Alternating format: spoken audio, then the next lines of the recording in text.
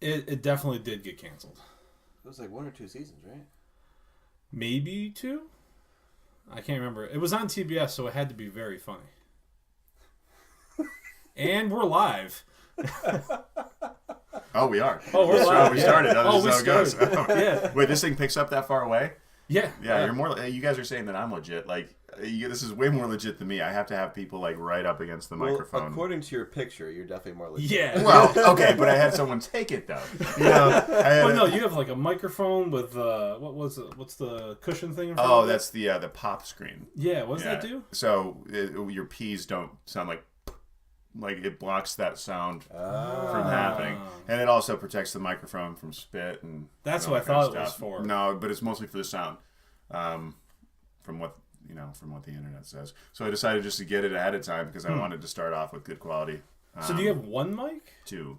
I started with 1. I didn't start with 1. I bought 1, and then I thought, well, I'm not going to do this on my own. I want to have guests every single time, and I think it'd be easier to have 2 than have the guests lean in, and then I lean out, and then they lean in. It wouldn't So be they kind of do natural. what we're doing right now. Yeah, well, yeah. Yeah, just like doing one of these. But we don't have to lean in with this thing, though. You said it picks up. It which does. It looks It's like like it a is. 360. Yeah, I can't sit too far away because then it won't really. It'll still pick me out. Oh, but this is it'll amazing. Be quieter. It doesn't even feel like we're on a podcast. This is great. Oh, we totally are. Well, Yeah. we're not. We're in the studio. Well, that's right. We're overlooking New York City right now. And I didn't know you said Dunkin' Donuts is a huge listener. Like they're a big. They're a huge listener. So Dunkin', if you're out there, please give me a call. I need more money. I'm on all commission right now, so please. So I guess with all of that, let's Yeah. introduce who we have with us today. Kevin, do you want to take the honors? Well, you're making me, so all right. So with us we have our old friend Kevin Gilchriest. We actually haven't seen him in how long would you say? It's probably probably since It was since college. So 8 years. Yeah, no, it's been a long time. It's been a long time because 2009? I've been away from Syracuse for a good 6 years, and then we all just lost touch. It's safe to say in college. Yeah, so probably moved halfway through, too, so about so. 8. Yeah. Yeah, you did make it a little difficult. Yeah. I know. I don't even see. I mean, you know, the funny thing is, though, is that, like, people that I know, friends who live 20 minutes away from each other in Syracuse, see each other as much as I see them. And I live in Chicago, and I've lived in Austin. So that it's might like they see each other only when we're all together, and they live 10, 20 minutes up the road. It's totally true. Yeah, life just happens, you know? It does. I think it's because you know that person's there and you can go see them anytime. So your life just gets busy, but in the back of your head, you're like, okay, I can go see them. Yeah. With someone far away, you actually plan to go see them, and in doing so, it's actually more often than the person on the street. Yeah. So I don't. That's when I stopped feeling bad about it. Is like, okay, well, these guys aren't seeing each other either, so it's like whatever. Right. You know, I live in a really cool city. Yeah, I mean, so you came back from the windy city to the snowy city. Correct. Yeah. So welcome back. Thank you. And we're gonna get some snow tonight. So yeah, that's what I heard. Be prepared. That's what I heard because I was just over at my cousin's house. We were having a couple of beers, and he's like, "Dude, I don't work tomorrow. Like, let's go out." And I'm at a point where I'm like, "No, like I don't want to do. I would rather sit at home and drink beer. Come over to my mom's house and let's just stay in." Yeah. And just enjoy like sitting around and not spending money and not being amongst other people because My favorite thing to do. Yeah. I'm so sick. I just don't have the interest in going out anymore, especially when I'm just kind of trying to hang at home. And my aunt's just like, "Well, you guys should know there's a big snowstorm coming if you go out." Well, yeah, at least there's Uber. Like, it doesn't like, why do you're not coming to get us? Like, what does it matter? Right. So you going out with your cousin? No, no. He's got a kid too, actually, and he was saying that he's like, dude, it's just because I asked him. I said, so how has it been? Because the kid's 2 years old. He's like, man, I love him. He's like, but I can't do anything anymore. I just can't do anything. Like, I can't go anywhere. And then he's like super amped to go out 5 minutes later. I'm like, what are you talking about? You just said you couldn't go. I mean, I appreciate the fact that your cousin wanted to go live life, and you had to turn him down for this professional podcast. I know. Well, so yeah, I appreciate that.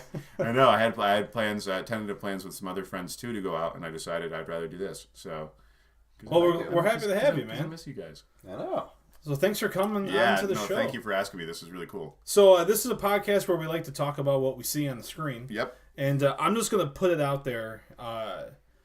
Kevin, I saw you on the TV a good 6 years ago. I was eating breakfast one morning, me and my dad, and all of a sudden, it's a Dunkin' Donuts commercial, and you show up on the Dunkin' Donuts commercial. Yeah. And you said, they make it just the way I like it. Yes.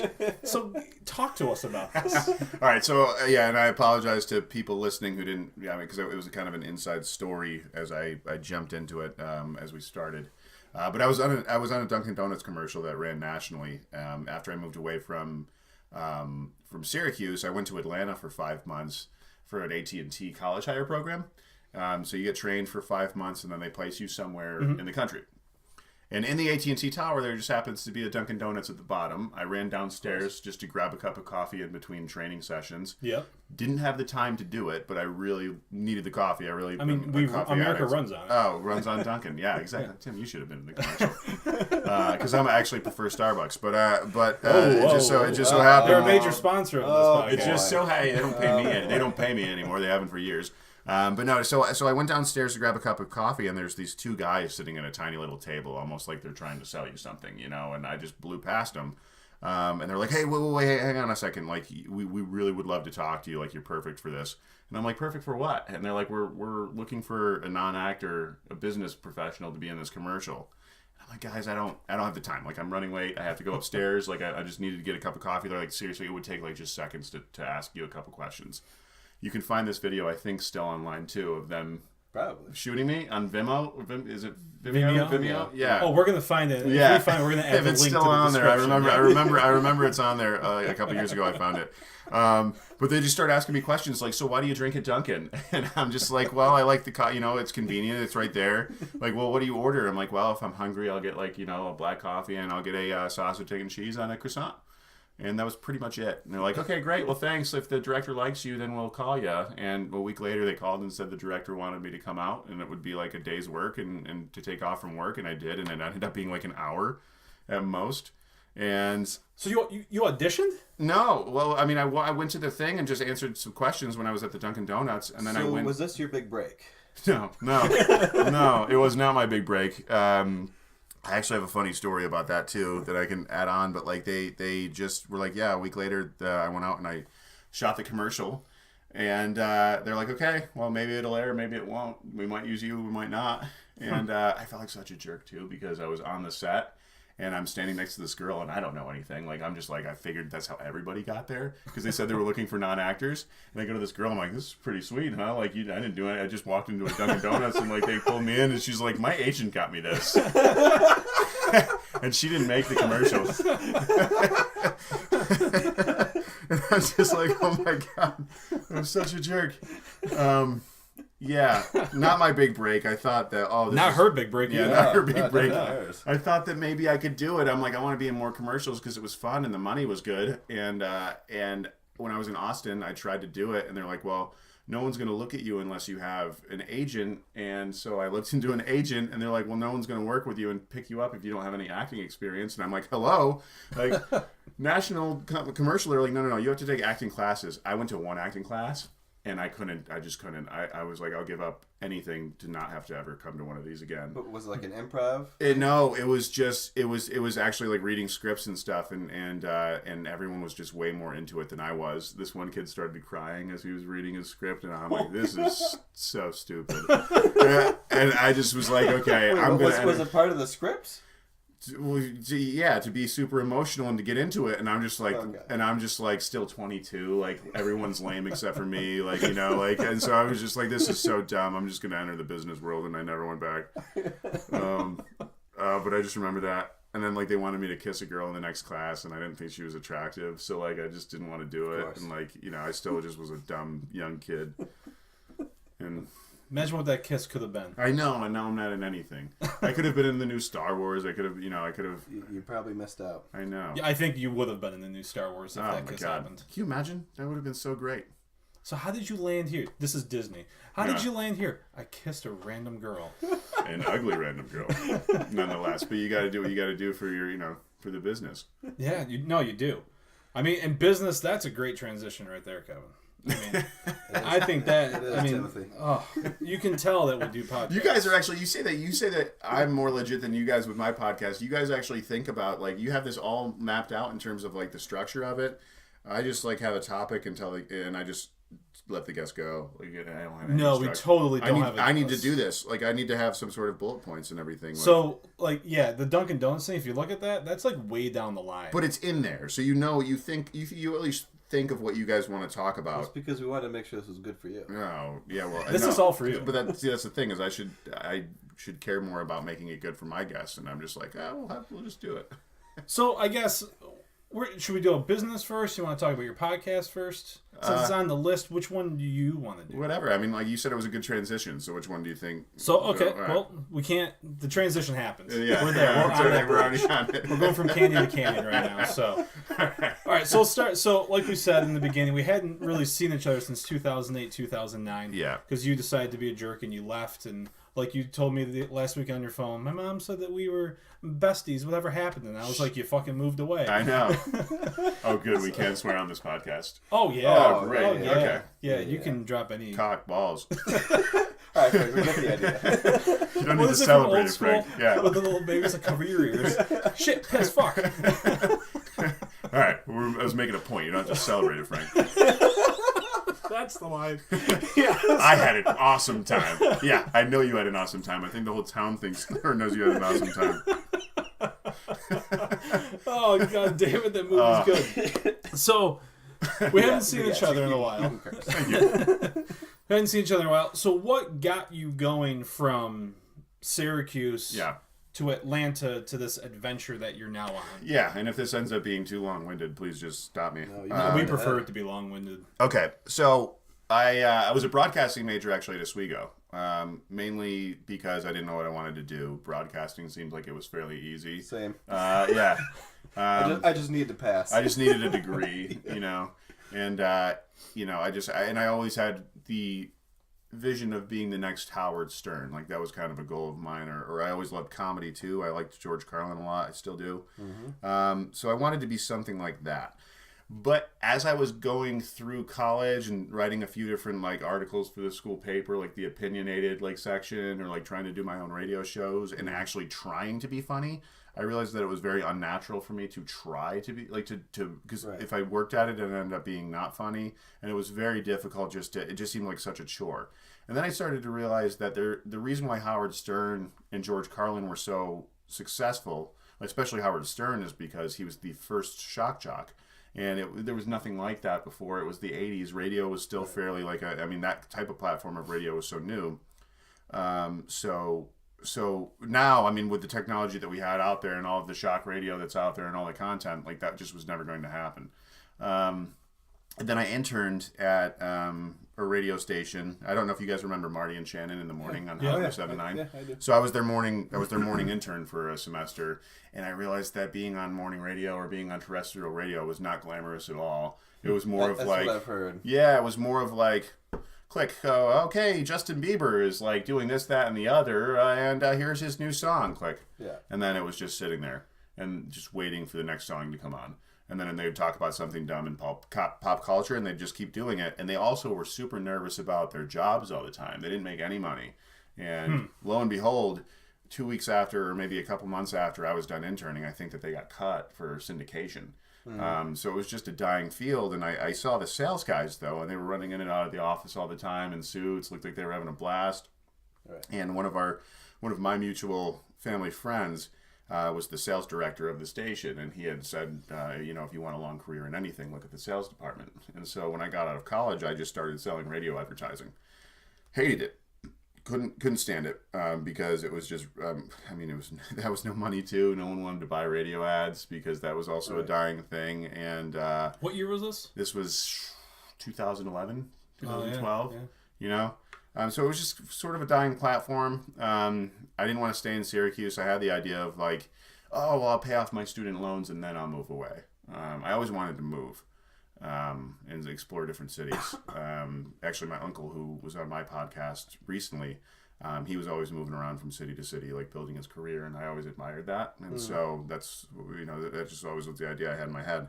And one of my friends from college actually had gotten into this AT&T college hire program that I talked about a little bit earlier, that allowed you to move to Atlanta and then get placed somewhere else. Oh, and by the way, they also tacked on a nice salary as well as commission to where the radio gig was just draw against commission, which is basically no salary. Like you have to basically, they give you a loan almost, and you have to pay back that loan in sales before you actually make your own profit. And it was a product that wasn't selling, so I jumped on the AT&T thing and then ended up moving around, and I lived in Austin, Texas for 3 years and then moved up to Chicago. The friends that I met at the AT&T program got placed in Chicago. Best friends, like still to this date, like two of the best friends that I've ever made. I'm going to be officiating their wedding, and then Nice. I'm the best man I'm his best man as well. So it'll be like, so who has the rings? Oh, wait a minute, they're in my pocket. And it's Did on you my just give away the surprise? and it's on my birthday. Okay, Oh, there you go. So whose day is it really? It's becoming yes. I mean, like it's their day and everything, but like I'm the one who has to stand up there. I'm the one who has to come up with a speech to officiate the damn thing. Then I have to stand up. So first they want me to talk about how much I love them. Then they want me to talk about how much I love him. Yeah. And the nerve of these people. And then and then they take my 29th birthday, you know. But it's all great. It's fine. Now it's always their anniversary instead of my birthday. You know what I mean?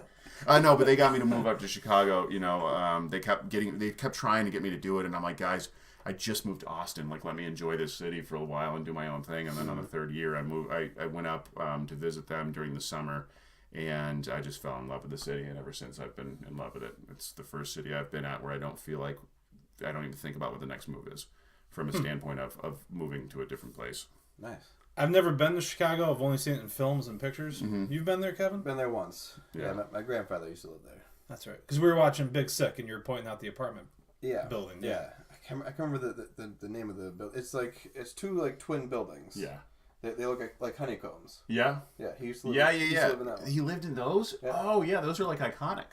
They're in like any movie Blues that's ever Brothers. filmed. Like, yeah. They also were on American Greed. There was this guy. You guys seen American Greed, the I have. CNBC American show? Greed. Oh, American Greed. Yeah, I love it. This time on American Greed. It's always a Ponzi scheme. It's always a Ponzi scheme. And as I'm like watching it, I'm like, don't these people watch this show and think like you're not going to get away with a Ponzi scheme? Like eventually it's going to crumble. Yeah. This one wasn't actually a Ponzi scheme. This guy was actually running hookers out of the place, but it was in there.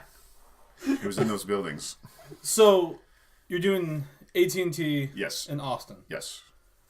What'd you do when you got to Chicago? I sold a software product that was a product that AT&T sold. So they were partners with AT&T. Okay. AT&T had a hiring freeze, though, at the time, and I really wanted to move to Chicago. And the manager of that company heard that I was trying to move, and he's like, well, it's perfect. We're looking for a Chicago guy.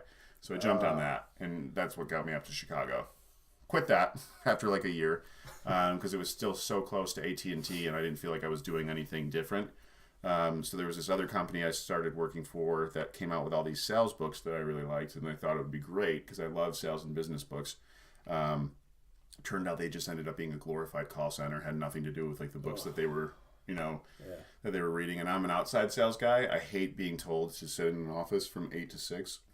Right. I hate being told what to do in general. Like if you tell me to do something and I have to do it, I immediately get a terrible attitude and act like a child. Like I just can't help it. I know it's ridiculous. It's hard not to though.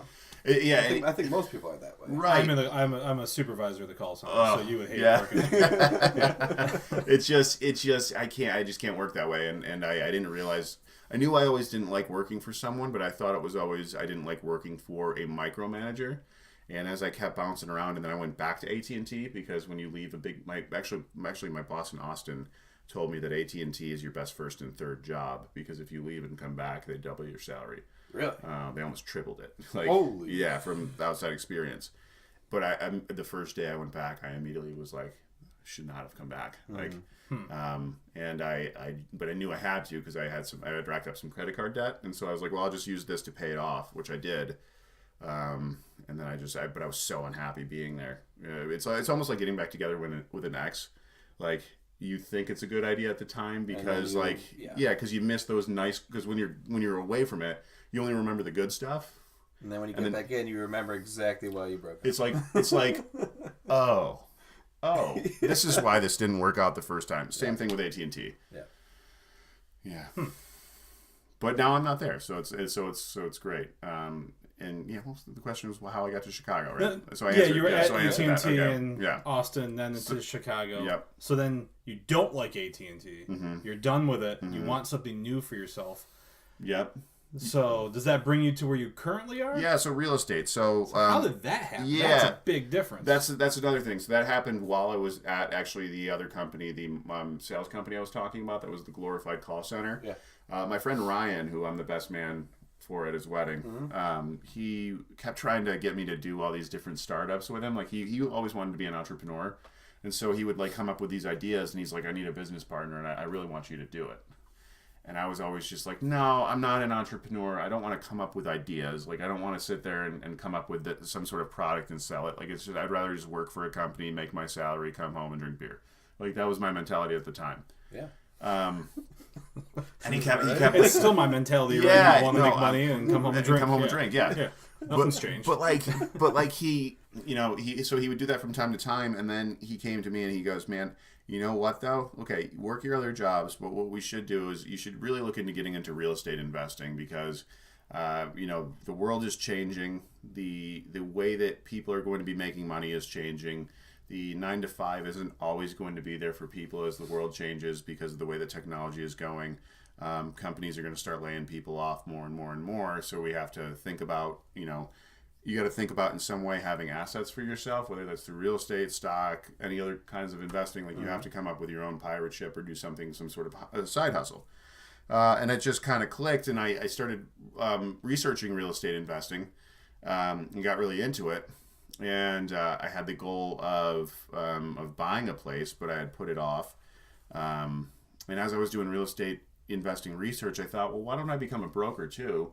So I could seem more credible and learn more about real estate because I didn't know anything about it. So I thought, why don't I go through the real estate course, be a broker on the side as I'm buying up places and building my, quote unquote empire. And I just thought I'd do real estate part-time, as I do the AT&T thing. And I quickly realized that you can't do real estate part-time if you want to turn it into anything. And I was so miserable at AT&T, and I'd had this terrible breakup last September. And I was Sorry to hear that. Yeah, no, it was my fault. Don't go back with her. It was my fault. No, I tried and she wouldn't like back then, but I'm glad, now where I'm at now, I'm happy about it. But no, I don't know if you guys remember or not, or had heard over the years, but I used to drunk text quite a bit, or I would drunk Facebook. Like if I was on Facebook or if I was, whatever, if you were a girl in my phone or you were on Facebook and I was drunk, you were probably getting a hello from me. And I didn't do it for the way you looked into my eyes when you said hello right there, Kevin. Yeah. I remember being in Austin and I would text girls from here thinking like at 1 a.m. they're going to hop on a plane and fly down. Austin, Texas to Syracuse. That's road trip. It's a lot, yeah. No, that's the movie Road Trip. Yeah, Ithaca, that's right. You're right. Yeah. Austin? You are living... Austin, Massachusetts?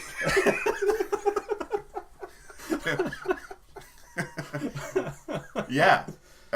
Just be happy that if it turned out that way, it wasn't because a sex tape got in the wrong hands. No, there was no sex had. It was a girl being like, hey, go to bed. So, old habits die hard. I dated this girl for like a year, never had done it. And then towards the end of the relationship, I had done it a few times. And she caught me doing it. She actually grabbed my phone. We were at a Blink-182 concert, my favorite band of all time. And it was my birthday weekend. And she like went through my phone and found this text from like months prior. And just started screaming and like I was just like, what?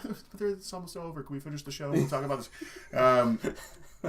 So anyway, so I was devastated about that for the better part of a year. And then through that devastation, I was like, you know what? It's like I can go down two roads. I can end up still being just sad, laying around in my bed, working at this job that I really hate and can't stand, or I can make myself better and learn from it and just turn the negative energy into a positive. So I finished my real estate. That pushed me to finish my real estate course. I had been sitting on it for a year, continuing to buy renewals for it because I still wanted the option to do it. And I finally finished it. And then I also had the goal of buying a place this year, and I bought it by March. So then I got so let down by AT&T and just so upset with the situation I was in with them that I stopped really trying there, let them fire me. And then started doing real estate full time. So you let them fire you? Yeah. So I got into a position where. So you can collect unemployment? No, actually, I didn't even think about that. I didn't think about unemployment. That's just what I'm used to hearing people say. So. Yeah. No. No, and that's not to say that I'm not going to try to get it now because why not? But I didn't think about it until someone brought that up because I didn't think I could get one because I finished my real estate course in April. ended up signing up with Keller Williams in June, and like I said, I was going to do the part-time thing. So I've had a 1099 on file since the summer, but I haven't made any money with them. But in my mind, I was like, I don't think I can get unemployment because I have a on-file record that I'm underneath the company in some capacity, but some people are saying you didn't make any money yet, and you're at the 1099, so you're technically not an employee. So I don't know. It was that never had crossed my mind. I let them fire me because if I had put in a 2 weeks notice, they would have walked me out that day. And I mean, to make a long story short, they also robbed us, a lot of us, a lot of commission from us halfway through the year. Because we stopped selling a product. They took mobile away from us because we were strictly a fiber optics team. But we were able to sell mobile, and I blew mobile out of the park. And when they took mobile away, they also took all the commission that we made away as well. And so I was a little butthurt over that. And I used to work on the job before I have now. It was at a call center too. I was supervisor, but for DirecTV. Yeah. And when AT&T bought DirecTV, there was a commission that you could get, the associates could, for DirecTV sales. And as soon as AT&T took over, that commission, next thing you know, I got pulled in. And you're like, hey guys, gotta let you know, that commission for the associates is no more. Good luck telling your teams. Yeah. So. Yeah. But it was, I was at 1,000%, so I had maxed out my year because there was a cap. So I was supposed to get a $1,700 check from June every month, from June until December. And they're like, no, we're cutting it off like this month. And so I was upset over that. I only focused on mobile. I mean, this is also, I mean, it's my fault too, like that I got put on like an HR like performance plan, because since I was blowing mobile out of the park, I didn't really focus on fiber, which was my main job. But because I was doing so well, it was keeping me afloat, and I was able to work like 2 or 3 hours, from my house. And then when that changed, they're like, okay, well, we're also taking away the numbers that you had. So instead of being this great employee, now you're a dog shit employee because your fiber numbers are shit. And so they put me on a plan, which you had 90 days to make it work. And the first month I was like, I'm going to fix it. I'm going to just make this work. It's a nice salary and everything. And as the month went on, I just was like, nah, this is my opportunity to like have that push and the kick in the ass to go do real estate full time. And so I just wrote it out. I just, and collected the salary for a while until it was over. And then once I started doing real estate full time, like immediately, I was so scared to do it because I didn't want to lose that salary. But once I started, I'm like, oh, this is what I'm supposed to, I was always supposed to have this type of role. And it goes back to my friend always tapping me on the shoulder to do the entrepreneurial thing, because I think he knew that I had that mind. It's just, it wasn't that I never wanted to create a product. I just needed it in some capacity, and real estate gives me the ability to do that without having to be a startup guy, if that makes sense. Like, the Silicon Valley type, type person. Yeah. So I hope that wasn't too long-winded. That just brings us to where we are. And so, so I started the Gilchrist Realty Group under Keller Williams. So that way I can take advantage of the resources that they have that brand name recognition, and then everyone there is just so smart and energetic. And the whole sales thing that I was looking to have, like the sales books and that atmosphere that I thought I was going to get from that one company, Keller Williams has that. Like, everyone there is so nerdy when it comes to sales techniques and everything. It's so great.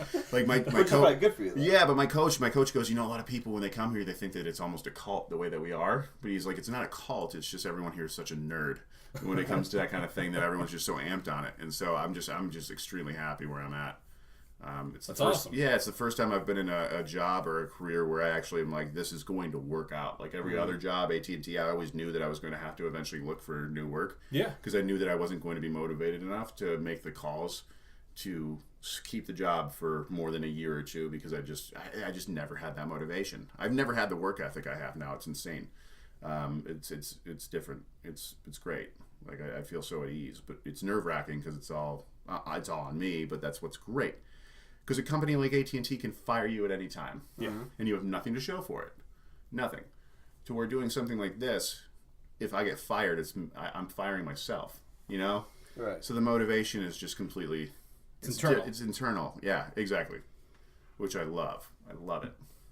Right. My dad doesn't get it. He's like, you just left a job with great benefits, and right. But everyone says their dads say that when they start real estate. Oh, I think dads say that about everything. Yeah. What are you doing? You've got this safe job. Yeah, but that's exactly it. It's safe. Like, I don't want that. And I think that's another reason why it wasn't even just my breakup. I was so bummed out because I knew I wasn't doing what I what I wanted to do. Yeah. Well, not even just that. I mean, let's go back to the joke we were making upstairs before we started with me and Kevin being fat and bald, and you still being in shape. Like, I'm not in shape. Like more so than us. But he's in shape. What I mean by that is you're still young. Yeah. The you guys are young. The safe aspect of it though is mortgage. I have a kid coming any day. Kevin has 2 kids and the mortgage. We need that safe. Student loan. Yeah, we need that. You think you need it. Let me make a point, and I'm not pitching you guys. I'm not pitching that. I'm not pitching that you guys get your license. Although if you do, I am building a team. And I've actually considered it before you. I was actually considering it before. Safety. A friend of mine actually said it's more safe to start your own business than it is to work at a company like AT&T, and it's that point that I had made before. You can work for them for years. It happened to my friend's dad. He got let go 2 years before his retirement, so he didn't get his full pension. He didn't, I don't know the exact details of what happened. I know that he got retirement to some capacity, but not what he would have gotten. Okay, his whole entire career, his blood, sweat, and tears into one company, and they let him go 2 years before. And he's not the only person they've done that to. They do that to people all the time. To where if you start your own thing like real estate, and I'm speaking from that just because that's what I'm amped about and what I know now. If you put the effort in and you really build it up into your own thing, it is safe because you know what you're going to produce, what you're going to be able to internally bring out, what you're going to be able to make happen, especially after the first couple of years of seeing it happen based on your efforts and continuing to revise it. So starting your own shop like that is more safe because it is up to you. If it's meant to be, it's up to me. You've probably heard that saying before to some capacity. To where when you're working for someone else, and it's fine if you, I'm not saying like everyone has to go out and do that. Like, a lot of people are great employees and want to have that life. It's just from a standpoint of the way that I think and the way that I'm thinking about the way the world is changing and all that, just, I don't know. It just seems like it is a safer move. So when you say like, we have mortgage and kids and everything, we need to have that safety. It's like, I get it, but you don't need to have it in the way that you have it now. The way that the corporate world has set it up is an illusion, in a sense. Schools don't teach you about how to make money at all. They don't teach you anything like that because what they're trying to do is create soldiers for the economy. They want employees. Yeah. They want to generate the employees, and they teach you a certain way of how life is. You go to school, you go to college, and then you find a corporate job that's a 9 to 5. Yeah, 9 to 5. Or 12 to 9 or whatever, Oh man. Think about this podcast, guys. When this thing blows up for you, okay? With the whole 115 likes that we have. I had a podcast consultant on a few episodes ago, and he was telling me, which I didn't know, once you have about 25,000 downloads, advertisers, that's when they start coming after you. Right. I do have a question about that. Yeah. I don't want to jump too far ahead. Sure. I definitely want. I want to switch gears to the podcast. Yeah. Yes. If you are done. I'm done. Yeah. I was just making that point. I didn't want to cut that. No, and it wasn't even just real estate. It's just the podcast, because I hope mine turns into something real. You know, that's what I mean. It is fun. We did talk about through texting, like even if it doesn't, like we're having so much fun doing it. Like I don't care. Absolutely. Yeah. You get to have a great. That's something me and Kevin talked about. Right. Why do we want to do it? So we can hang out and talk. Right, exactly. With the way everything is, time's limited now, so having time to have conversations is great. So with podcasting, you didn't just start podcasts, you must have been listening to podcasts. Oh, yeah. Before. Oh, God. So what kind of podcast did you listen to that got you wanting to make your own? The first one that I started listening to where I'm like, podcasting is really cool, was Adam Carolla's podcast. Mm-hmm. And I listened to that for the better part of 2 years. I was a big Adam Carolla fan. I still love him, but I started listening to others as I was listening to his. Right. Yep. And Adam Carolla is as great as he is. He's very repetitive with his stories. So I got sick of it because I had heard everything. Right. So it got to a point where I was like, okay, I get what this is. I don't need to listen to this anymore. I was listening to the Joe Rogan Experience a lot too. That was my second one that I really got into, and still my favorite one to this day. Because I think that Joe is such a good mediator. Yes. He has such great conversations. He asks really good questions. Very conversational, but he also has so many different interesting guests from all different, he has fighters, he has comedians, he has doctors, philosophers, just anyone that he's professors, everything. Who's your favorite guest? Because we all listen to Joe Rogan, so who's your favorite guest? Oh, I love when he's got Bert Kreischer on with Tom I Segura. love When he has that group on, especially with Bert and Tom, like when those two are on there together, that's probably my favorite. Is when he does that. I love when Brendan Schaub is on. I love when he has comedians on. Personally, I think that when he has comedians on and they break down comedy and everything, it's my favorite. I think when he has comedians, it's more entertaining. But when he has people on that are like professors or like a Graham Hancock, like his one of his latest episodes, is it Eric Weinstein, Brett Weinstein? Yes, the economist. I was just listening to it on the way here. He's the professor that worked at Evergreen. Was he the one who was arguing with Joe about whether or not Catholicism is a cult? No. Or because he had someone. He had one of them on, and then the next episode he had his brother. He had his brother, and then he was just on his latest episode too. He brought him back. Okay. I haven't got that far. I'm still on but when he has guys like that on, those were good episodes too. It's more of an intellectual conversation, and I find those equally as entertaining, but in a different way.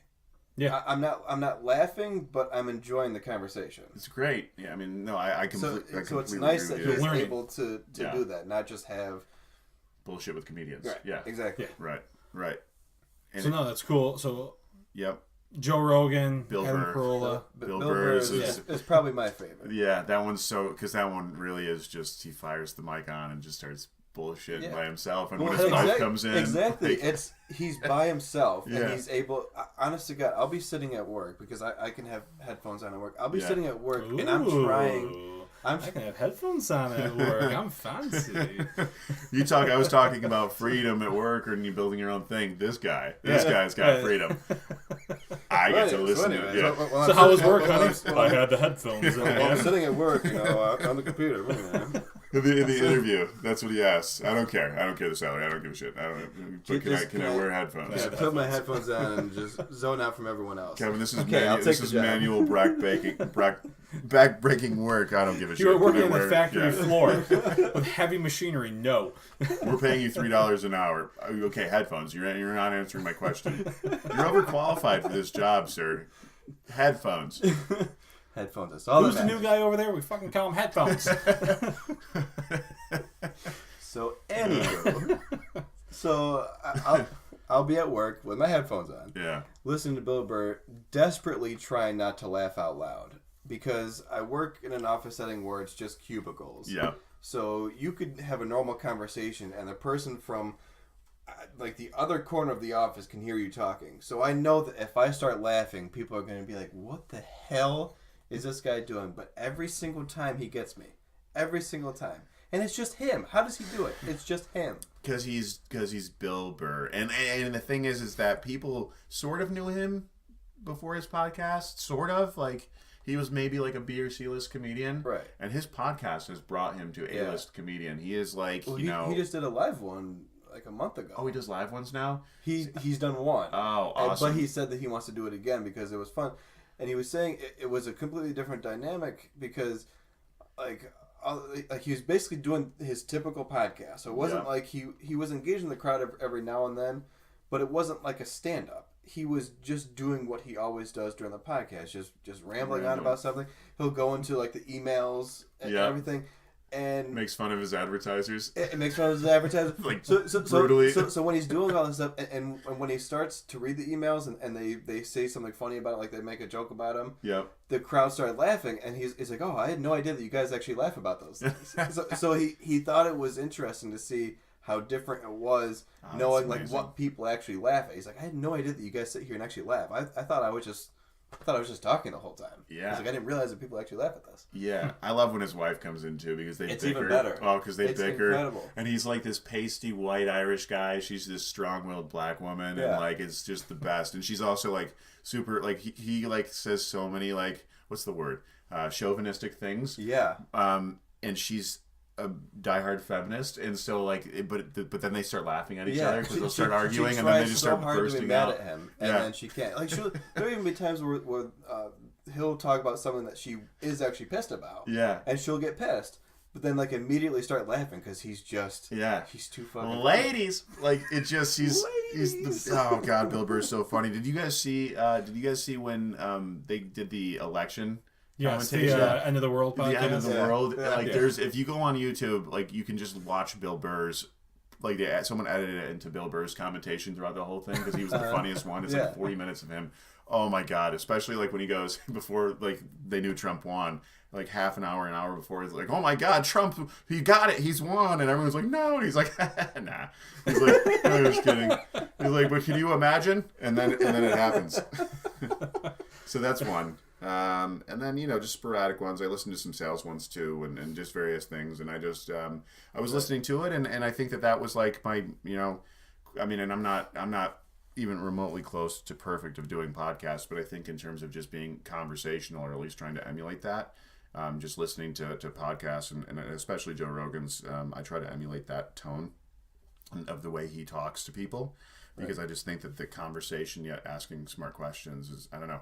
The ones that have been just, it sounds like people are just talking, kind of like this. I mean, it's just, those are the best ones. Those are the best ones where it doesn't sound like a radio show. Having a natural conversation, not just like an interview. And that's like a natural conversation. Yeah, and like Adam Carolla's actually sounds like a radio show, like a radio program, to where the best podcasts, I think, are the ones that are just like people in a room. Absolutely, yeah. Well, I think my favorite podcast is Doug Loves Movies. I can't get enough of that podcast. I still have. Still haven't listened. It's Doug Benson. He brings 3 to 4 guests on stage in front of the crowd. Is that the one? Super High Me? Is that? Yeah, that's Doug Benson. Yeah. And they play movie trivia games, but the crowd getting brings Doug with high. Yep, I fucking love getting Doug with high. But yeah, they like bring name tags. So like we went to one in Syracuse at the Funny Bone, and our name tag, I had the DVD of the Adventures of Tintin. So I made the Adventures of Tim, so that was my name tag. That's amazing. And Sam's was the Sam Lot and stuff like that. But we met up with Kevin Graham, and that motherfucker, he is a what's the word? What did he go for? Graphic design. Yeah. So he had a Avengers Age of Ultron poster. Oh, amazing. But he put all the faces of the most popular guests of the podcast, and his was the Cavengers. And we were sitting right up in front, so when it came time for him to pick audience members to go up to play, they took him from our table. Oh, that's amazing. I was so angry. But Bert Kreischer was there. I love Bert. And Bert, as you know, gets super sweaty. Yep. And he took his shirt off within 3 minutes of being on stage. Yep. And there's this other really weird guy from the crowd on the other side of the stage playing. And he watches Bert take his shirt off, and this kid totally baked out of his mind. Just starts freaking out. He's like, if Bert's taking his shirt off, I'm taking my shirt off. This guy rips his shirt off. The crowd's laughing. He's like hugging Bert, and they're rubbing their skin up against each other. And Kevin's standing in the middle, and he's just like, I might as well. And Kevin's a pro wrestler. So Kevin rips his shirt off. All the girls start hooting and hollering, and he just goes and gives Bert the biggest bear hug I've ever seen in my life. That's amazing. And it's just hysterical because it's actual crowd work. Yeah. And things like that, and that makes it a lot of fun. But so you listen to podcasts. Yes. You love them. Yep. Why did you want to start one? Well, part of the reason I started one was because of the breakup, honestly, because I was just so bummed out, and I was listening to a lot of motivational stuff. Like, you gotta, in order to get over something, you gotta start taking action on something else and turn that negative energy into something positive. And that's when I was like, okay, I'm just going to start doing everything that I've always talked about or thought about doing, and one was a podcast. And so I just, I was listening to this motivational guy, Gary Vee. I don't know if you guys know who he is or not, but he's just an entrepreneur. And he was like, you just got to start doing things. Like, you got to take action on things, and it doesn't have to be perfect. Don't overthink it. Just start, and then it will, it will come to fruition as you do it. But you got to just start doing things. And so I bought a couple microphones and just started going. I actually asked Josh Grossman, who is Josh from Joe, his older brother, from K-Rock, the show, the morning show. Right. He used to sell advertising for his show on 95X back when I was doing the advertising thing. He's got this little, podcast thing that he does on Wednesdays, Whiskey Wednesdays. I don't know if it's a podcast or just a video show, but anyway, I asked him what his equipment was and what he would recommend I get, and he just sent me what he uses, and I just jumped on buying that, and I just started. And that's really it. I just decided to start, and tried to pump them out consistently. So your show essentially is pretty much the whole story that you've been talking about yourself thus far. Is basically the journey and just trying to find what it is that is for you that you're looking for. So I try to have people on because me and my friend, the one who I'm the best man for at his wedding, we would have these conversations a lot, and I would have them with a few others, but it was mostly me and him. We would come home from work. We lived in the same complex. We both bought in the same complex because the deals there were so good. And he had started commercial real estate a year ago. In commercial real estate, the turnaround time on sales is much longer than it is in residential. I'm going to be able to start finding deals pretty quickly. It took him a year, so he was making no money for a year, and he was on month 7. That's crazy. Yeah, man, I can't imagine that. Yeah, he was on month 7, just living off his savings, and he just was like, "Dude, I just want to quit. I'm thinking maybe I'll go back to a corporate job and then just do real estate investing on the side and not be a broker. But then at the same time, I've got this dream and this big picture goal, and I know if I stick with it, because everyone says it, the 7th month is when most people quit." He goes, "So knowing that, I have to keep going." He's like, "But I don't know, man." And I thought, well, okay, he's feeling this way. The people before him have felt this way, and they've gotten through. I'm feeling let down by AT&T. I want to leave and do my thing. So I feel like there might be other people out there who are feeling like this too. And I thought, why not capture that conversation? And so that's how it started. I had him on the first episode, and we were talking about that. We did a follow-up episode a few weeks later when he made his first sale, and he was just talking about how he did stick to the big picture, and it was really just an attitude shift. And since then, I've just been trying to find guests who have inspiring stories that help people or hopefully help people or motivate people to take some sort of action in their lives. I haven't nailed down exactly the type of, I'm going to have to change the name again, I think, because it should be more, because you guys, you talk mostly about movies and that's, screen, Screen talkers. I hate the name, but we just go with the slogan. Right. But you do though. Okay, so your podcast is actually named after what you guys do. Mine is 30 to 45 minutes with Kevin Gilchriest, which is technically that's what you do. I like the name. Yeah, but I like the name. But the thing is nobody really knows who Kevin Gilchriest is. I'm not Joe Rogan, so I can't just have the Joe Rogan experience because he can talk about whatever and people. Hold on a second. What do you mean people don't know who Kevin Gilchrist is? Because if I look at something. Hold on a second. No, but they don't. On this picture, okay, that's a bad one of it. Oh, did I just see Tim's penis? Wait a minute. Oh, that's why you never look at someone's phone. You should never look at it. I gotta find your text message. It's small and awkwardly bent to the right. How the fuck did you know? Because I just saw it. God, oh, Tim, put it away. Oh man, keep talking. This is gonna take me a second.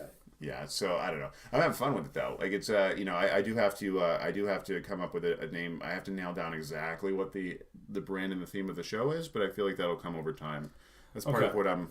So people don't know who Kevin Gilchrist is. This looks like a late night talk show host desk. Right. You even have a coffee mug. Yeah, but so what are you talking about? People don't know. It's who not you just a coffee mug. It's if you zoom in, it's the view. Yeah. Jimmy Kimmel has a view mug on his desk.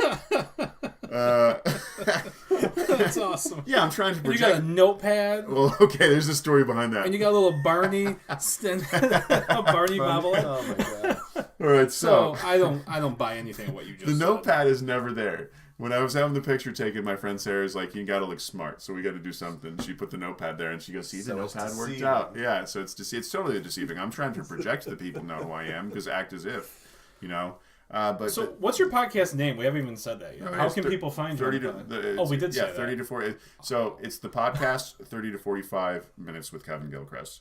I took a play on 60 minutes on the words of that because it is 30 to 40. I keep it to 34 to 45 minutes, and it's with me. So I have to say, I actually love your show. Oh, I appreciate that. And from the first one that you did, I was hooked. Because what I love about it is how relatable it is. Kind of like what you said, how there has to be other people out there that are feeling the same way that I am. And after the first episode, when you're basically saying, but we're all in this together, because that's what it originally was. Right. We're all in this together. Yep. And it was inspiring in a sense that it's everyone that is trying to try something new, that wants to have the courage to, move out of that comfortable job that they're in and do some and actually try, actually take that risk. And like every episode that I'm listening, I'm just like, I'm in this spot where I really don't like my job. I'm trying to find ways to find something that I actually enjoy. I don't dislike my job, but it's not something that I wanted to do forever. It's just kind of I work for the county, and I wanted to just get in with the county because it's a good place to work. But now after being there, you kind of see that the culture of it, and people are pretty much there for the benefits. And I'm like, I don't. That's not what I want. Like the benefits should just be a bonus. Right. I want to actually enjoy my job. So it's like I enjoy listening because I'm hearing all these people that are trying to achieve their dreams, and they're taking that risk. So it's, I'm almost at that point where I'm thinking, what can I do to take a risk, but at the same time, since I have the 2 kids, I have the mortgage, I have student loans I'm still trying to pay off. I have so much debt that I'm trying to pay off, and I'm thinking, how can I do this? How can I take this risk without it becoming too difficult and really putting a strain on everything that everything at home. Yeah. So every time I listen to your show, I become more inspired, thinking, okay, maybe I can do this. So I honestly, like, every time I see that you're coming out with another one, I'm like, okay, this is the first thing I'm listening to. I love that, man. Thank you. I appreciate that. That's so nice to hear. He's hit your subscribe button like 17 times. Please keep it. Yeah, unsubscribe, subscribe. No, man, that's actually really great to hear. I'm touched by that, and that's what I try to do. I'm doing it.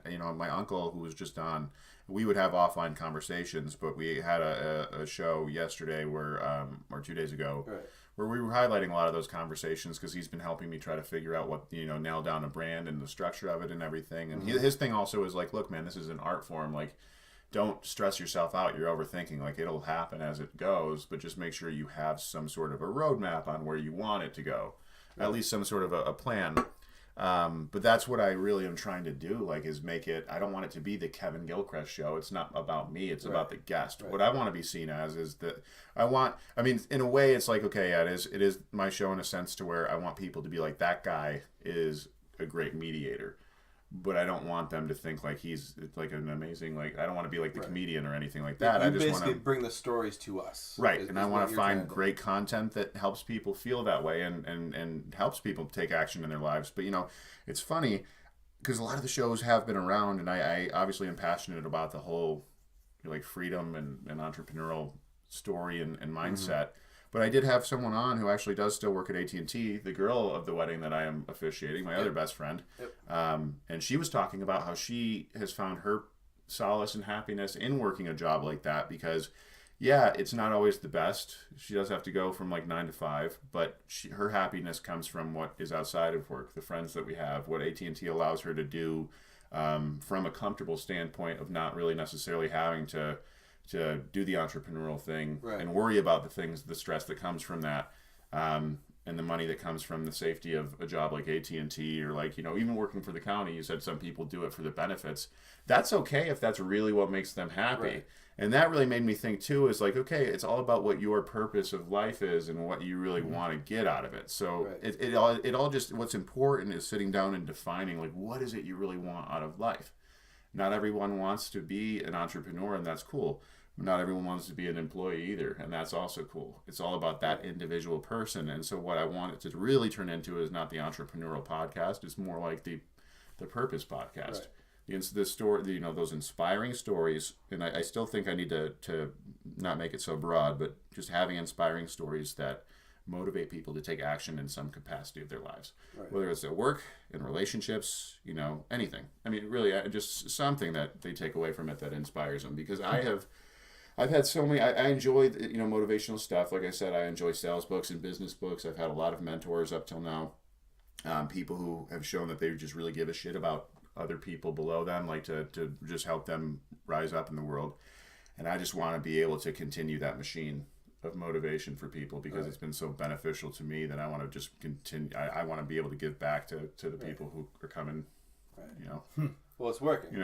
I mean, obviously, I haven't taken those steps yet, but As I say, here's someone in the flesh. I am motivated enough. So every time I listen to one of your episodes, I am motivated. Like the fire is there. It's just trying to figure out what the next step is. Yeah, and that's it. I mean, some people, I think I had one where it was like the side hustle. Is one thing. You can just, my friend Mike Allen, who he's working, so he was going to come here, but he has to work. He works at Dick's Sporting Goods, and that was supposed to be a temporary thing, and then all of a sudden 10 years goes by. He's in a supervisor role there, and it's good money, and so it works for him. And it works for him right now. Right. But he just also is like getting the itch to do something else, and he's trying to figure out, and he's simply just writing right now. Like just writing down ideas for like comic books and different things like that, just because it makes him feel like he's going after something on the side and just trying to figure that out. Right. Which is something that Tim and I have actually talked about for years. We met in 2004. Yeah. Yeah, so we're on 13 years about wanting to do something like that. Yeah. There were times where we actually said, because we both wanted to make movies. We wanted to I mean, I wanted to actually like produce, direct, actually create the movies. I think you were more along the lines of, actually writing the movie. Making the story. Yeah. So yeah, we've been talking about for like, was it? Well, that's years. That's like the perfect partnership then. So we've had times where we've sat down and tried to like brainstorm certain ideas, but then AKA the box office when we worked at the theater. Right, exactly. Yeah, but while we were at work, we were doing this other stuff. Why did you guys leave that job? That sounds like the best gig ever. Well, one, college. We had, for me personally, it was the hours in the schedule did not work to allow me the time I needed to actually do my schoolwork. Oh, yeah. I mean, I was promoted there because I'd been there. I think that's why we got promoted, because she's like, I need two managers who are people who have been here for more than a week. Right. Yeah. And they're like, Tim and Kevin. Yeah. And next thing you know, like one day I'm wearing the Regal red shirt with the stupid collar on it, and the next day I come walking in a suit. Yeah. Yeah, it was weird, but no, it was. I mean, that was great for me and Kevin. And our love for movies. Yeah, just it was great. Free movies. It was great at the time. But if I was still there now, I would say I never got anywhere. Yeah. I think it would be different if we worked at a theater that was not a corporate theater. If me and you had a movie theater, I think that would be a completely different story. There was one for sale somewhere close. All right, let me check my bank account. And I looked at Caitlin and I'm like, this is probably not a good idea, but this could be a really good idea. I know a broker who could help you with that transaction. Nice way to bring that back. Yeah, that was good. Yeah, that was really good. To kind of get back, we are coming up on an hour. Okay. So, is that what you guys keep this to? Or is nope, we kind of just do it. Oh, okay. They end up usually being around an hour and 15. Yeah, okay. I wanted to show you this, Kevin. You talked about being motivated and things. There is this podcasting documentary called Earbuds. I did buy this. I have the digital copy of it.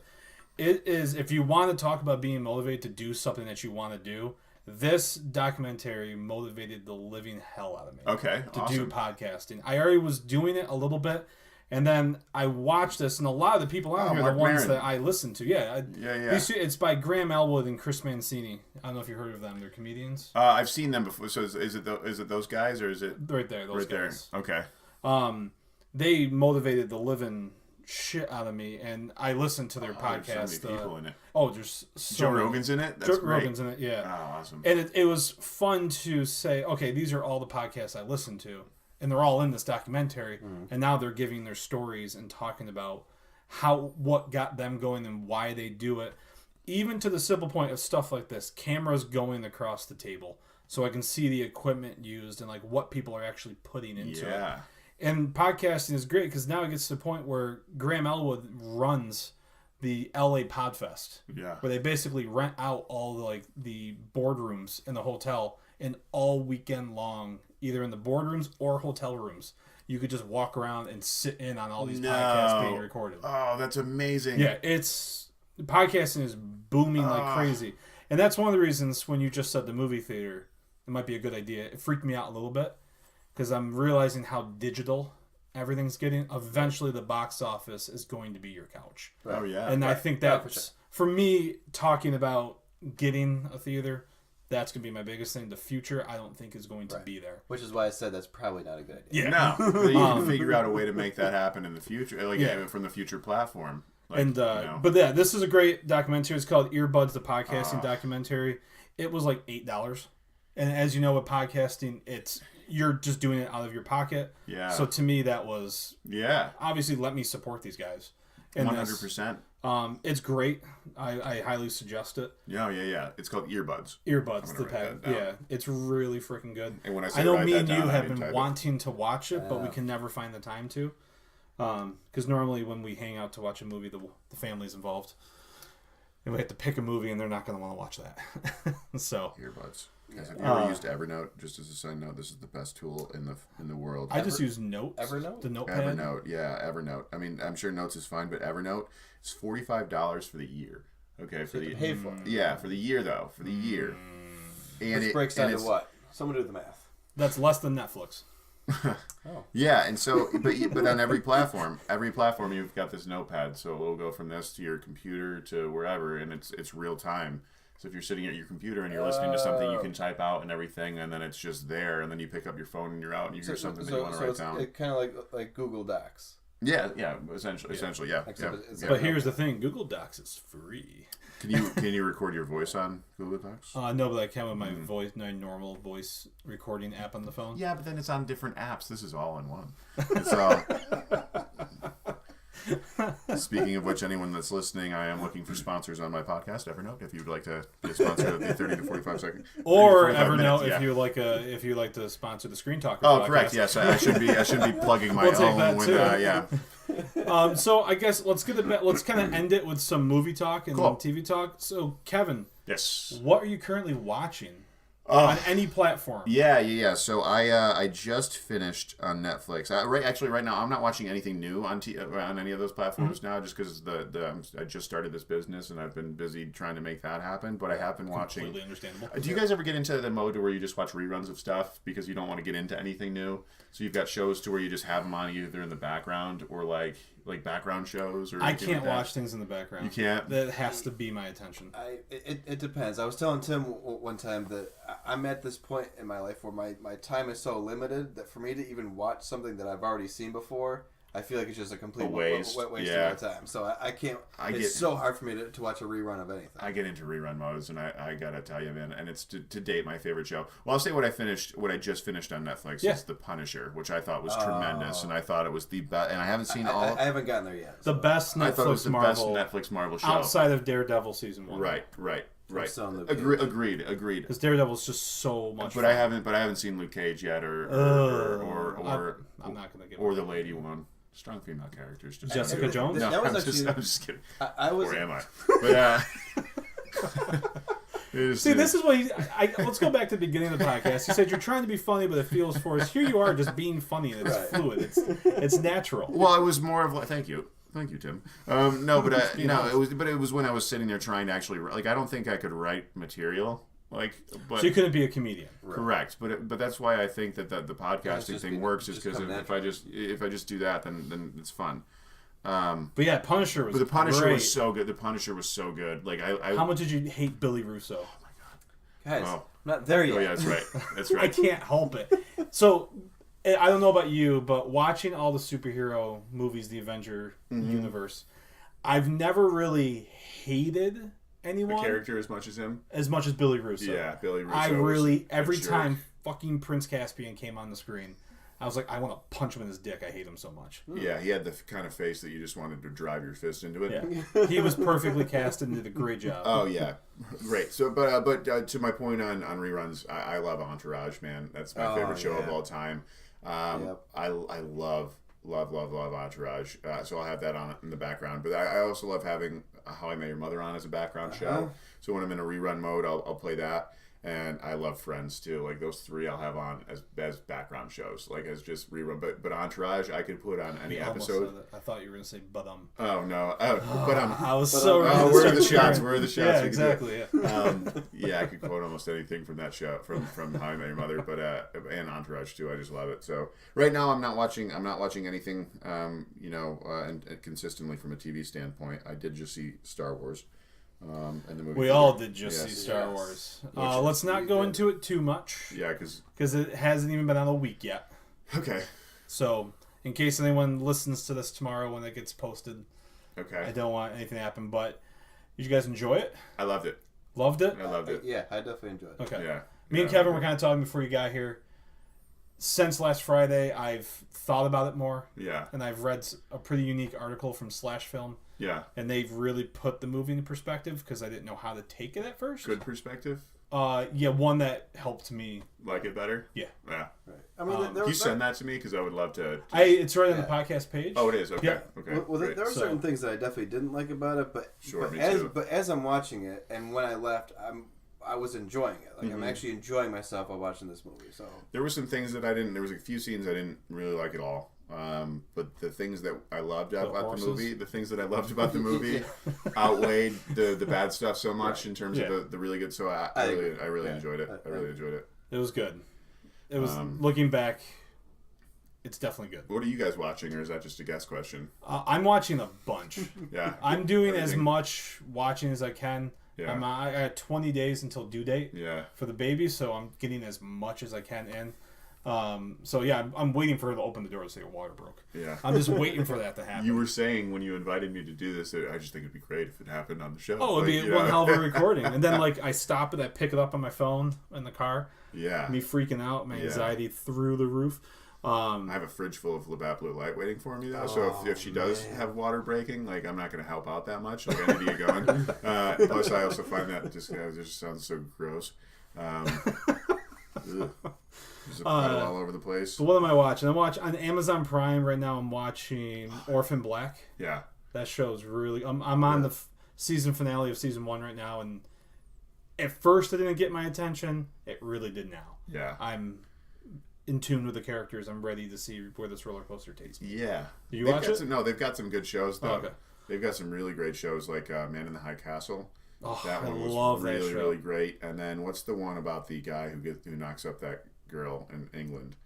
And he ends up moving out there and they raise this kid together and start a family. It's so funny. I don't know what that is. Oh, I forget the name of it. I'll have to think about it. Yeah, let us know. Yeah, that one is so good. He just goes for a work trip and knocks up this girl, and it's a comedy. It's so funny. On Hulu, I'm watching every week Blind Spot as that comes out. I watch that. Okay. Netflix, I'm watching 2 shows right now. I have a season and a half left of West Wing, and I'm finally done with that show. I'm a few years behind. And I just started Dark. I don't know if you guys started watching Dark. No. Which one is that? I think it's filmed in Denmark or Finland. So just as a fair warning, if you go to watch it, they spoke the language of the country, whichever one it is. I don't want to say because I could be wrong. And they dubbed it over with English.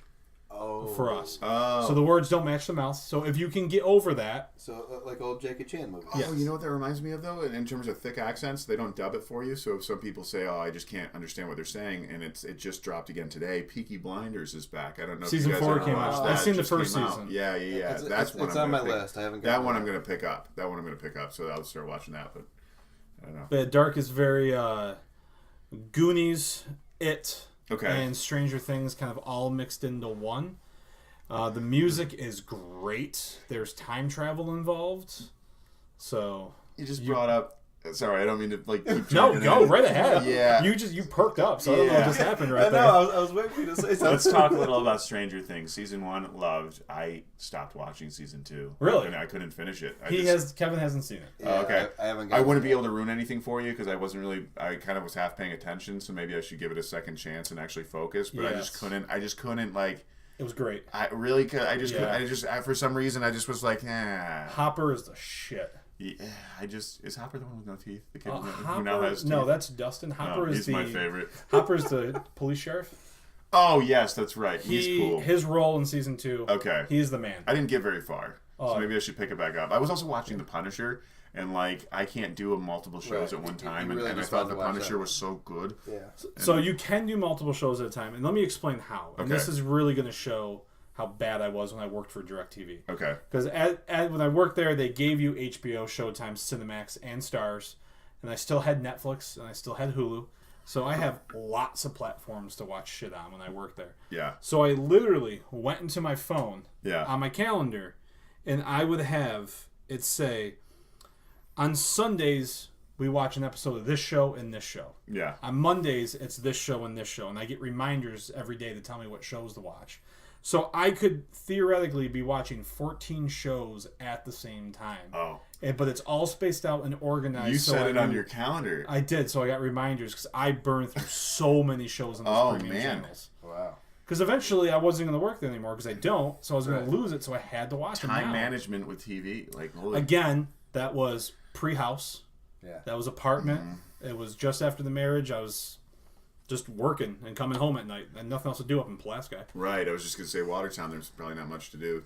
I can tell you how much there is to do. Nothing. By the way, that show is called Catastrophe that I was talking about. Catastrophe? Yeah, That sounds yeah, familiar. it's really funny. It's only 6 episodes per season, so you blow through it. I think there's only 2 out there right now, so it's very easy to watch. I'll have to check that out. It's so funny.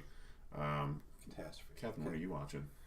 Well, I'm watching the Marvel shows on Netflix. Okay. So right now I'm stuck in Luke Cage, and I say that because it's very difficult to watch. I wouldn't say it's difficult. It's bad. I mean, because I didn't get into it. Yeah. no, I wouldn't say. I'm it's waiting bad. for Kevin to say what he used to say to me. My friend told me just to watch it. I won't say it. Okay, good. I won't say Good. it. Is The Defenders good? No, because I was gonna watch The Defenders, and I asked Mike. I was like, do I have to watch Luke Cage and the other one with the girl? Jessica Jones. Jessica Jones. That is actually pretty good. That's a good one. It is actually but Well, he David Tennant's in it, so it's totally he worth your said time. he said Luke Cage. He's like, just watch the 10-minute like storyline on Netflix, just so you don't miss the story plots of because they come up in The Defenders. Yeah. But he's like, you don't have to watch it. Like, you don't have to watch. Yeah, like, it's not. There's not a whole lot that goes on. It's not the greatest show I've ever watched. It's also not the worst. It's just. I think Kevin's just a little racist. It's what. No, don't do it. It's funny because that's actually why I always said that Tim didn't like the show. So Kevin used to get me because to watch movies that I would never watch And before, and he if said I- it's because I was racist. If I named a movie where the main character was black, he didn't want to watch it. I said it was because he's racist. He's not. I'm not. He isn't. It's because I have a difficult time finding the connection between me and that character. You don't Yeah. relate. That's I why get it. I don't relate. That makes sense. That's where the difficult, not because I'm an asshole. Well, Luke Cage, it's okay. So I'm trying to get through it just so I can move on to what is it? Iron Fist is next, which I've heard is everyone I've ever talked to said it's terrible. So now I'm just dreading that because it's like I want to just get through that. So then it's Defenders after that, right? Yep. Thank God.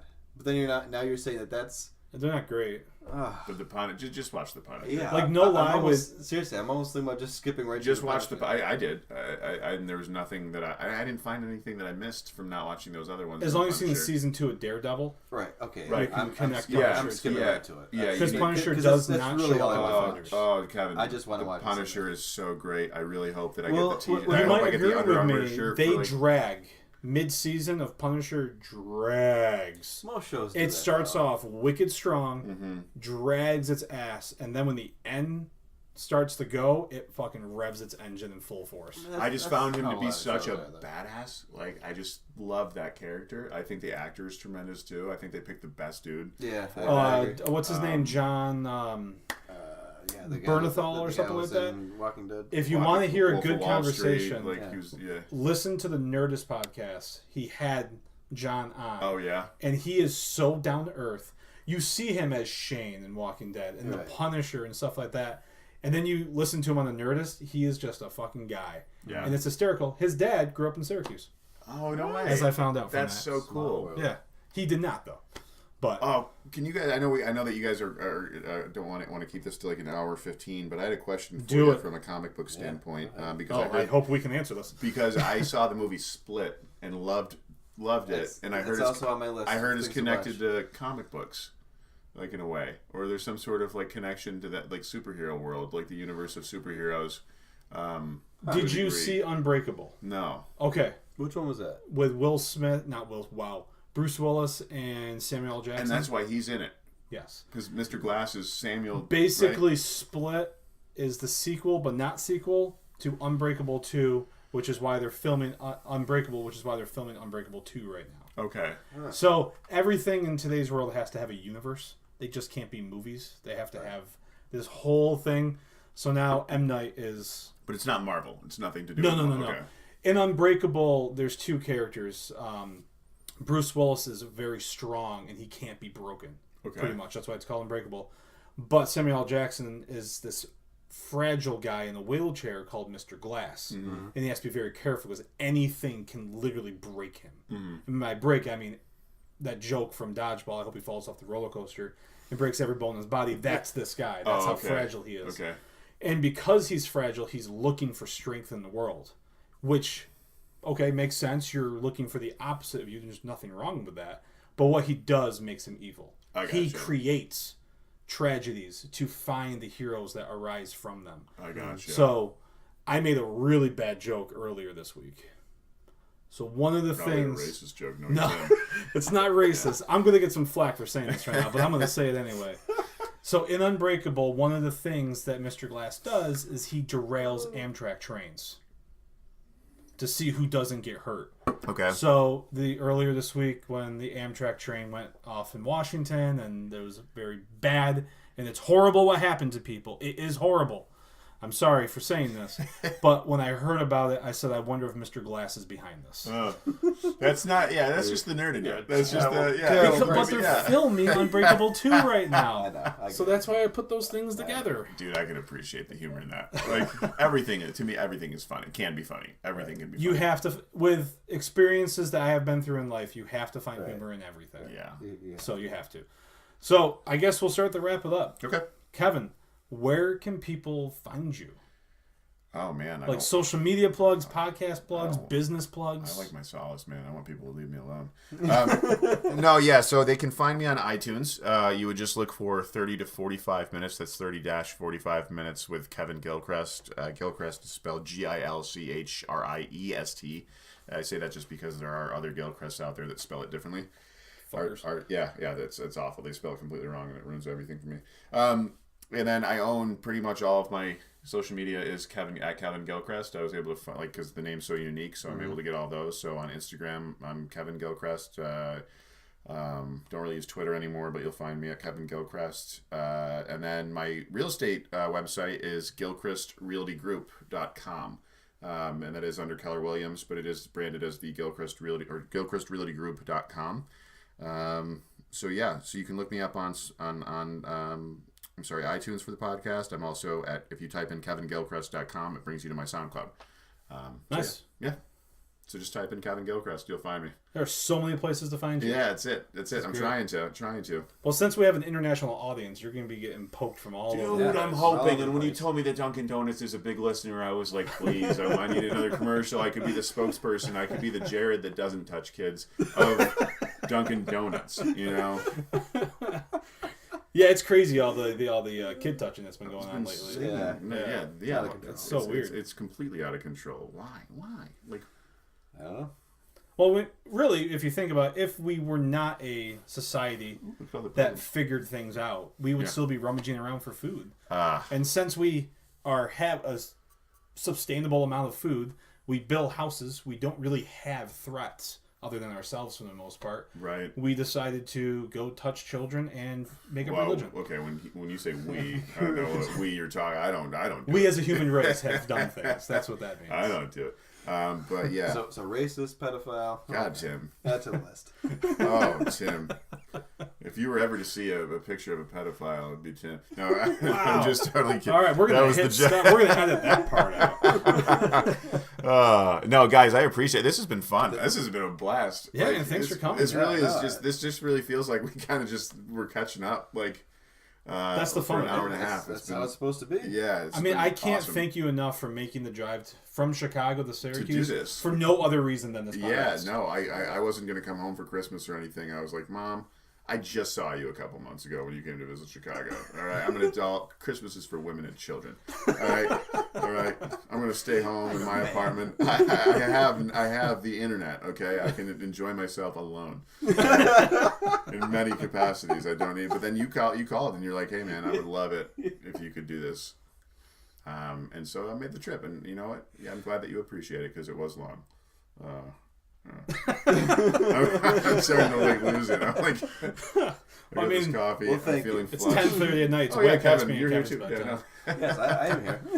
But no, Kevin, thank you very much for Yeah, coming. this has Appreciate been it. so much fun. So this is going to be on tomorrow. I want to listen to it like right away. Yeah, it's going to be up tomorrow. Yeah, I'm awesome. going to convert everything tonight, so it'll be up Okay. tomorrow. So, again, Kevin, thank you for joining. And Kevin, do you know... Kevin, do you know our plugs? Do you want to plug us? You always ask me this, I Tim. do. And do you know? I never know. Well, as always, you can find us on Facebook at Screen Talkers Podcast. You can also find us on YouTube at Screen Talkers Podcast. And just like Kevin Gilchriest, you can find us on Instagram. Yeah, we just post random pictures because you can't do audio on there. But you can find us Screen Talkers Podcast, one word, on Instagram. And that's where you can find us. So, And I'll remember Amazing. that one day. one day you are going to do the plugs. Man, you would think if And it's it'll be surprising for everyone. Yeah. you'd think if it's asked the every day time. that you all, do all the 5 plugs, of our we- listeners. Yeah, the day you do the plug is the day we get sponsors. I just have a feeling that's what's You're going right. to happen. You're right. So Wow. I'm saving it for the perfect time. You know, I did have a good idea for sponsors. I was given a good idea by an old An old sponsor? No, an old mentor of mine, a great friend. I'm going to see him on Saturday, but I told him how much I appreciate Audible and love it, and I was just going to start reading it, like how much I love it on my podcast. And he goes, "What you should do is record yourself giving a plug, send it to them." And say, hey, is it cool if I do this on my podcast? Don't say you'll do it for free. Don't say anything, and see if they come up with any terms on their own about sponsorship. And so just to do that and send it out to them and see what they say. And if they just say, yeah, do it for free, then fuck it, because you were going to do it for free anyway. But if not, if they're like, yeah, how much do you want? Then you can start making terms. I definitely want to do this with the family video up the road. So, That's very interesting. yeah. Just start doing it. All right. So, again, thank you guys for listening. Kevin, parting words? Just want to thank Kevin again for coming here. And Yeah. thank you guys for listening. And if you have any ideas of shows or movies for us to watch, just let us know. Excellent. And last thing I have to say, I usually always say this, just make sure you wash your hands and drink lots of water. Hydration is key. It is. Bye.